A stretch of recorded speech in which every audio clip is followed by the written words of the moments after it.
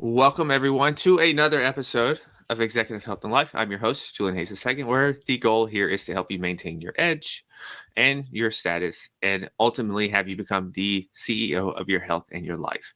And I have a really interesting guest today. And I say that every time because every guest is interesting. So maybe I will come up with a new intro after 100 something episodes, but today's not the day. She's very interesting. She has a great backstory, a very empowering backstory that I think a lot of us are going to get benefit out of. And so I start with, what good is all the financial success if you either don't have the time to enjoy it, you ruin your health, betrayed your values, or alienated your loved ones? These are words from my guest today.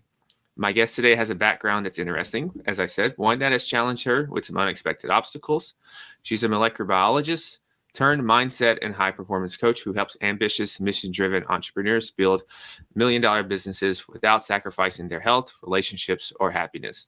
Lastly, she's also the host of the Top 10 Entrepreneurship podcast, the Wired for Success podcast, where she talks about all things science, self-development, and entrepreneurship that help business owners to get to the next level of success in their life and business.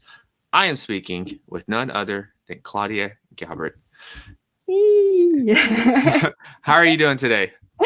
I'm doing great, and thank you so much for having me on the show. I'm really looking forward to this. Thank you for joining me. And I got to say, I love the bookshelf behind you. Yeah, I love it. I'm almost a little jealous. I get that a lot. Yeah, see, I got to get better with my background. So one day I'm going to do that. But I want to start off. There's a lot we can talk about, but I want to get an origin story of if we go back to you as a little girl. Did we know that you're going to be doing what you're doing now, and also becoming a molecular biologist? I haven't spoken to too many molecular biologists. No, this is not what I expected to do ever. Well, the biology aspect of it, maybe, because I've always been interested in nature. I was just fascinated with all things living. So I loved, from a very young age on, I loved plants, I loved animals. I wanted to do something with animals. I wanted to be a vet. I think that's the first thing I wanted to do. And later on, I changed to becoming a biologist because I was just so fascinated by how this life works. And I wanted to understand it on all the different levels. So I think that led me to biology. So that was not that much of a stretch, but then changing career to what I do now, that was something that was totally unexpected and something I never thought that I would do. So a little bit of both. So what's been the one skill as a molecular biologist that has been the biggest benefit into what you do now? Problem solving. Problem solving. Yes. I think as a biologist or as a scientist in general, you learn to think in a very scientific way. So you come up with your hypotheses and you come up with a plan to test it, and then you test it. So I think that mindset, that science mindset, is really beneficial for all areas of your life. And it really helps as a coach as well, just to get to the bottom of what's wrong and then to tweak and adapt until you get to where you want to go. I can. And so as we move along now, as I said at part of your intro, that you've had some unexpected challenges and one of those was, you're a cancer survivor now, but what was that like going through that process? Well, it was definitely not fun, I can tell you that much. So what you're referring to is when I was 28, I was suddenly diagnosed with leukemia. And as you can probably imagine, it changed my life from one day to the next. And you and I, we talked about before, and I told you that I kind of felt betrayed by my body because I've always been this very healthy person. I tried to eat a healthy diet. I was exercising. I was doing all the right things, and I still got sick. And then I realized that there was a big part of my health that I had actually not taken good care of. And that was the mental and emotional side of health, because that's a big part of the puzzle piece. But so many high achievers, they just focus on the other metrics like the diet and the exercise, and they don't really pay much attention to the mental and emotional health side of things. But they are just as important. I can tell you, because I saw what happened Mhm. when you neglect them. So yeah, that was not fun. So, um, I gotta have a couple things there that are on top of my mind. But the first one is we can't avoid. Sometimes these things happen to us for whatever reason, Mhm. and I see people that maybe not even just cancer, but maybe it's even something just as like a blood sugar issue, or maybe it's just like a, a setback in their business or something, and they start to really cling and take on the identity of that thing. And I see some people go through these same things, but they have vastly different outcomes and experiences with that. So Yeah. what do you, and that's part of the mentally emotional, I assume, right? So Mhm. when you were going through that, did you start to work on how did you start to work on your mindset and emotions? I think one of the big mindset shifts in that regard is to understand that life happens for you, not to you. Hmm. And this is the huge shift of you stop asking yourself, why me? Why did that happen to me? And you shift to, what can I take away from this? What can I learn from this experience? Is there maybe a hidden benefit to that? And even with something as negative as cancer, there are some hidden benefits, believe it or not. So when I was in the situation, what I realized was that I had lived most of my life from this, or I had made decisions from a place of fear, and had that fear dictate what I do or not do with my life. And in that moment where I had hit rock bottom, and like my worst nightmares had come to life, I was like, screw it. Now I don't need to be afraid anymore, because the worst thing has happened already. What can I do with my life? How can I change things moving forward? What can I look forward to? And what would I do if I wasn't afraid? Hmm. And then try to do that. That's a powerful question. What would I do if I wasn't afraid? I think that's probably the thing that stops most people, don't you think? You think it's that simple question right there, right? Yeah, absolutely. We're Hmm. all so afraid. We're scared. We are afraid of failure. We are afraid of judgment. We are afraid of being abandoned, or, just judged by people. It's scary. We are social animals. So it makes sense that we have developed those social fears. It's not like, I mean, in throughout most of human evolution, those were real threats. Like if you didn't belong to a tribe, and you were alone and on your own, you didn't make it, or your Hmm. chances of making it were very slim. Today you could probably get by on your own, but you still have all those fears wired into your brain. Wouldn't be any wouldn't be any fun. Uh, No, it's not fun. We're wired for connection. yes, yes. Sometimes I say, unfortunately, that we're wired for connection a lot of times because I'm some only child, and I'm more Mm, of a lone wolf, and so, but uh, I'm learning. Well, actually, I have learned in a lot of instances that you actually you need people to go far to accomplish certain things. You can't just do it all on your own. You're not Superman as much as you think you are. So that's for all the lone wolves out there who are listening, because that's a big thing. I had a conversation with a guest that was talking about executive loneliness and how loneliness is such a huge issue for entrepreneurs and executives as they climb the ladders, the corporate ladders, and everything. And so that was really interesting. But limiting beliefs and getting unstuck. I'm sure that is something that is one of the central things that you work with your clients on and discuss with them. So break this down for us and talk us through kind of how we can work on limiting beliefs and getting unstuck. Yes, absolutely. So, as I said, one of the big questions that everyone can ask is, what would I do if I wasn't afraid? That is just helping you broaden your horizon and understand your potential. Because if you're drawn to the thing, there is something there that you might want to explore. So we have to get rid of all the fears slowly, one by one, and see where it takes us. So I think those things that really speak to us get us closer to our true purpose and help us become the best version of ourselves, where we can have the most impact. So the other thing is, what are those fears that are holding you back? Like, what are the stories that you're telling yourself?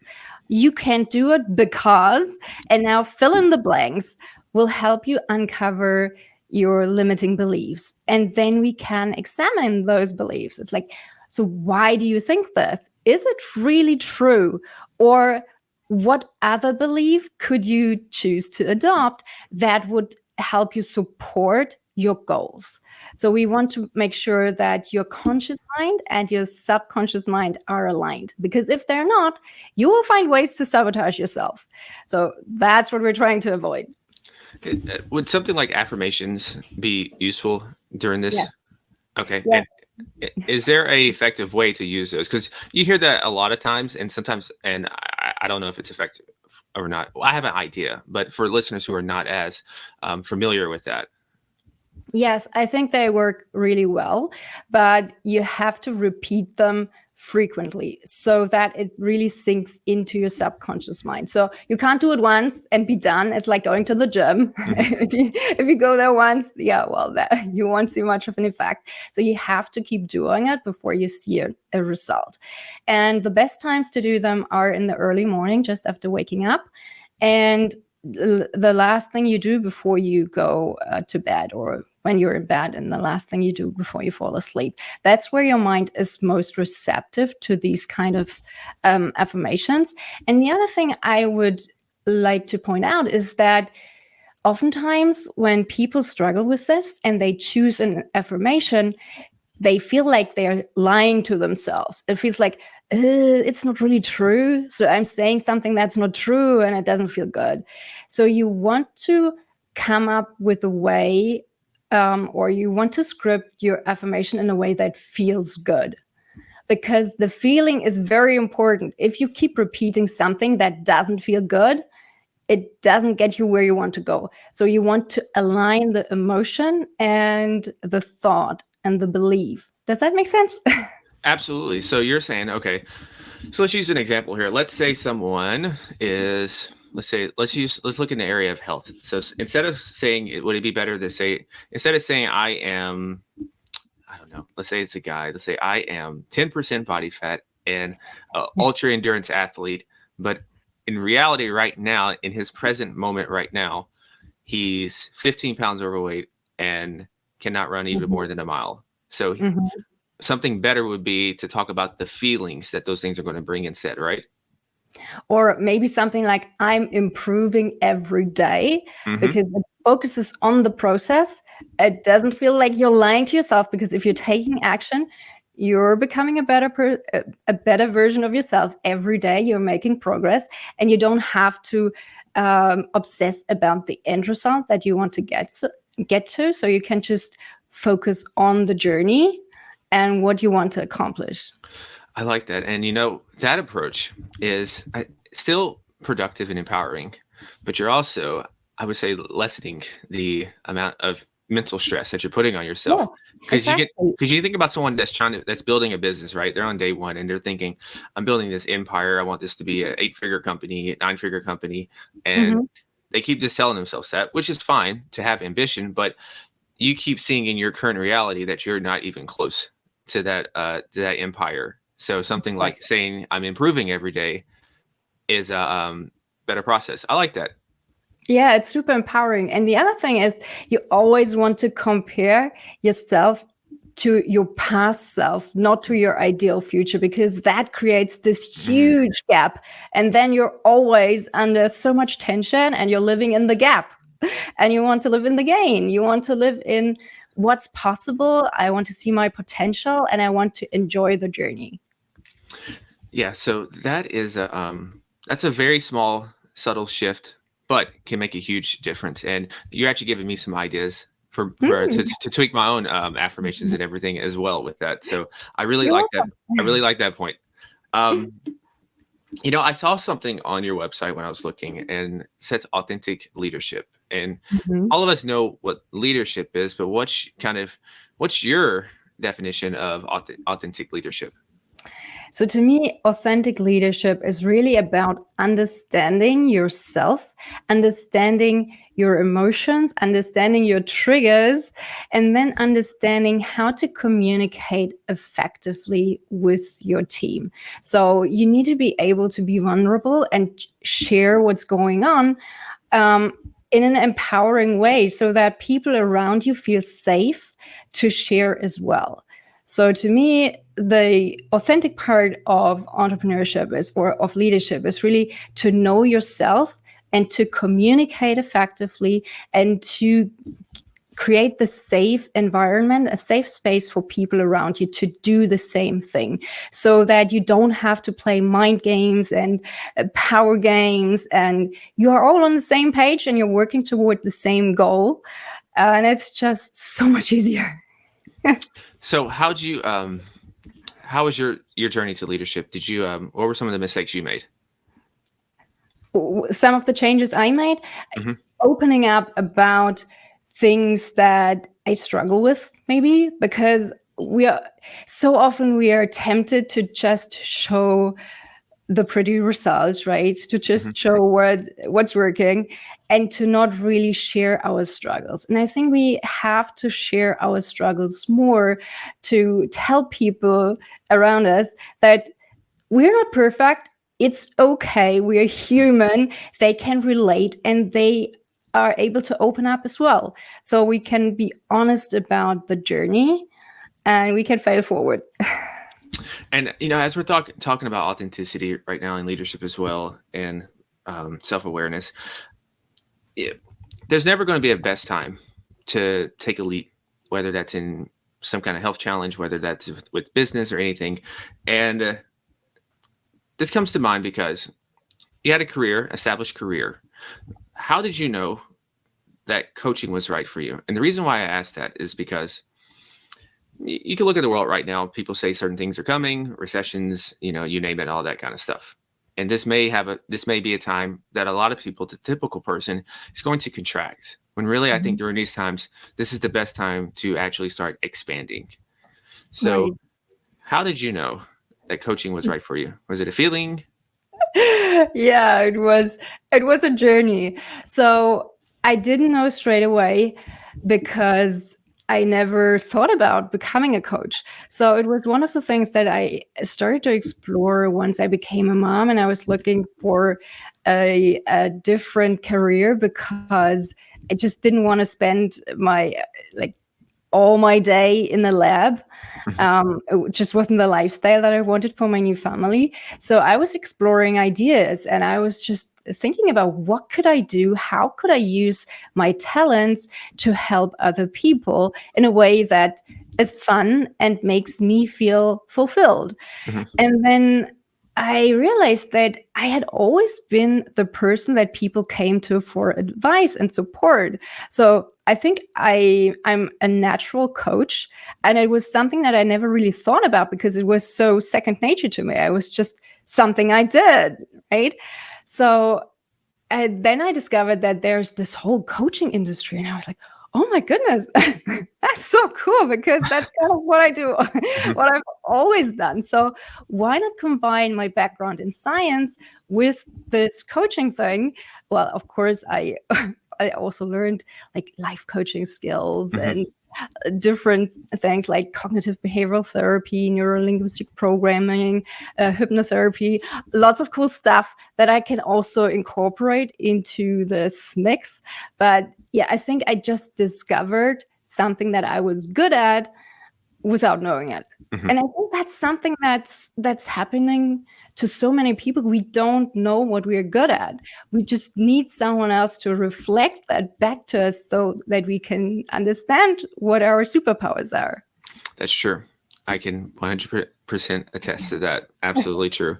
And so the next question here is something that you can answer that I cannot answer and how do you balance the duties, being a mom, wife, with business? Because a lot of times you hear people say it's one or the other. So what are kind of some of your secrets to keeping this all together? The secret is it works well some days and it Yeah. doesn't work well on other days. So I want to be honest and transparent here. So it's always we're failing forward. We're creating a structure. So I create a structure, I test it, I tweak. And as soon as you have it working, something starts to fall apart and you have to start tweaking again. So things change as your kids grow up, right? And you have to constantly adjust to what to the new changes. But something that I found really really helpful is to set some time aside for me. So my personal me time is sacred. It's the first things I do every morning. So I set some time apart to do breath work and meditation and to go running. And I do all these things for me in the morning to fill up my cup and to restore my energy. On the days that I can't do any of these things, I feel like really grumpy. It's really testing me. So I really have to make sure I do these things that fill me up. Same here. I have to have a period in the mornings before I have any like human interaction. I just need Julian time. Like I need Exactly. Julian time. Yeah. So before any talking, like I have it in the calendar and everything. There's no talking to no one.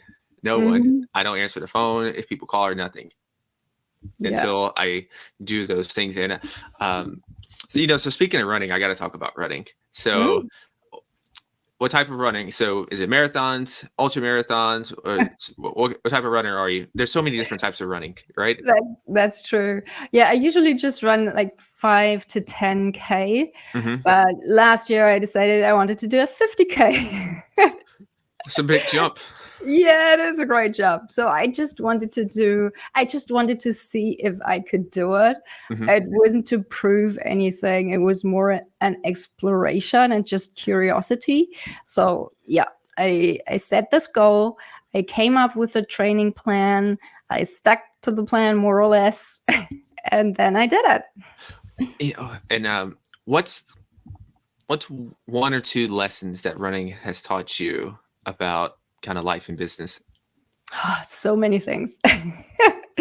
So one of the things I learned from this 50K was that pain is not linear. This was such an aha moment. You get to maybe the 20K mark and you feel terrible and it's like, oh my goodness, and there's still so much to go, and you project a linear trend. Like if it's that bad right now, it will be twice as bad at kilometer 40, right? Mm-hmm. But that's not what's happening. That's not what's happening at all. You can keep going, and all of a sudden you get into a runner's high, and it's like, oh, this is so good. I don't know what was going on before, and it's just not linear.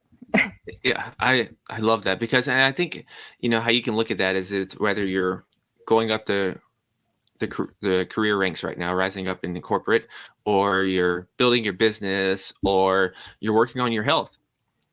A lot of times, I think getting that initial inertia and getting that momentum really going. I think it's kind of a grind fest, maybe a little bit, but I think at some points, like you said, it starts to be easier. But then it gets hard again because you're going up another level again. So don't get me wrong. I'm not saying that. and so I can relate to that because I remember I did a recent long run. And for me, about maybe 2/3 of the way, kind of like you, I thought my body was failing. I thought I was like getting cramps and everything. I was like, okay, maybe I didn't do my nutrition right this week. And so I got to go back to the lab. Then I just kept going. I just said, I'm not going to stop. So I was slower for a couple miles. And then all of a sudden, it just went away. It's almost like I was talking to Right? myself. And Exactly. then I was just running again. And I was like, I don't know what's going to I don't know what's happening, but I'm just going to roll with it. Next thing I Mhm. know, my times are getting better than they were already. And it's been a couple hours in. And I was like, Wow. whoa. So really, I think when we start to feel that initial resistance, that initial pain, whether Mhm. it's out running or whether it's with your business, I think that's just our brains trying to keep us safe. And I think that's only like Yes. maybe only like 30%. And we Yeah. have like 60, 70% left in the tank. So true. And I think it really translates to entrepreneurship as well. You have these times when it's just so difficult and it Mm-hmm. looks like nothing is moving forward and it's just not going to happen. But again, I think it's not a linear progression. Mm-hmm. It can be like tough going for a few years and all of a sudden it's like it's the famous overnight success, which never is overnight success. It's just Never. the overnight success that's 10 years in the making. So as we get ready to wrap this up, I want to be considerate of your time and everything, because I know we're working on quite a big time difference here.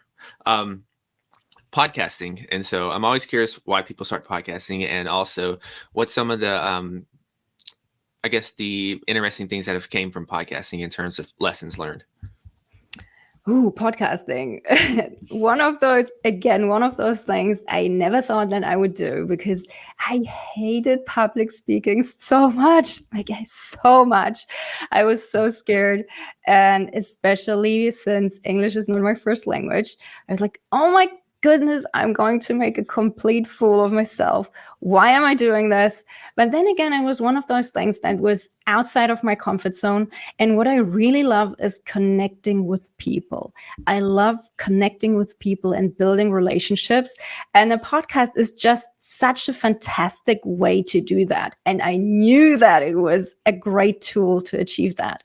So again, it was one of those things. I picked the goal, I made it happen. And as they say, all the good things are on, like, what does it say? Once you get past your fear, on the opposite side of fear, or something like that. I know what you're saying. I don't remember the saying as well. People get it. Yeah, I Yeah, don't know. people get it. Yeah, Look it up. You can Google it. is it on the opposite side? What's All on the the opposite? All the good things on the opposite side of fear is all the things you ever wanted. something like that. So all the good stuff is on the Yeah. opposite side of fear. Let's If just it's go with that. if it's not that, I might trademark it. Yes. So Yeah. yeah, but I always say that podcasting is it's like grad school. It's like Mm. grad school and getting a advanced education. For me, Mhm. I've gotten to meet so many great business people, so many great scientists and doctors and everything, just from having a conversation. And you literally get to learn, and sometimes it's almost too much. When you have so many conversations, you have so many things going in your head now, and so many ideas, so many new things you're learning, and you get all these different book recommendations and everything. So it's just like, my God, I need to slow down a little bit. True, but yeah, amazing people, and I think it opens so many opportunities for collaboration or just for learning. So whenever I get excited about a certain topic, I can just invite the best experts to be on my show, and I can ask them all the questions. It's so amazing. Absolutely. And the last question here is, what are you most excited about for the rest of the year? Woo! Oh, currently I'm working on a new mastermind group, which I'm really looking forward to. So it's the idea is to create a curated community for early stage health tech entrepreneurs. So what I really want to do is bring those brightest minds in the health tech space together so we can have a great collaboration and a community that really supports each other so that they can get their new ventures off the ground so much faster. So in this community or mastermind, I want to combine the power of a mastermind group with the tailored support, like tailored one-on-one support. So this is something that I've seen that goes wrong in so many group programs, where they either have like a mastermind community, but people get stuck because they don't have one-on-one support, or they just have one-on-one support, and then they don't have the group program where they can leverage all the connections and resources of the group. So I really want to bring all of that together, plus invite all those great guest experts. We have continuous learning opportunities, and I'm just really excited about, because it's going to be so much fun. Awesome. And this is an easy progression, the easiest one ever. Where can listeners keep up with you and find out more about you? So my favorite platform is LinkedIn, but if you want to learn more about me, you can always check out my website at www.wiredforsuccess.solutions. And while you are listening to this podcast, which you should be subscribed if you're not going to subscribe to it, if you're listening when you're listening somewhere, go ahead and subscribe to her podcast as well. It is fantastic. And so, other than that, stay awesome, everyone. Be limitless. And as always, go be the CEO of your health and your life. Peace.